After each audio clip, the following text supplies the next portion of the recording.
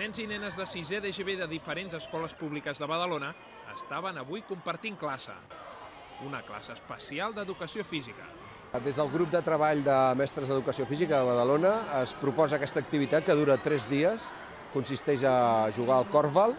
Participen avui 300 nens de diferents escoles i ahir uns 300 més i demà seran 300 menys. En total, uns 900 nens de les escoles públiques de Badalona. La idea és obrir una via diferent en l'educació. Els alumnes són els encarregats d'organitzar els equips, de fer els canvis i de conduir el joc.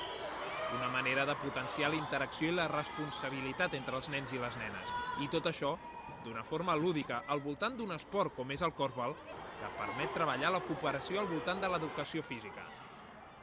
Això sí, tot sota l'atenta mirada dels diferents mestres.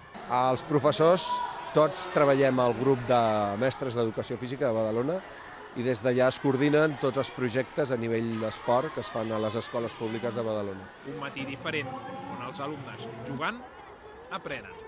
En quant a l'activitat, doncs ha anat molt bé perquè els nens han pogut participar, disfrutar i, com veus, amb moltes ganes de passar-ho bé.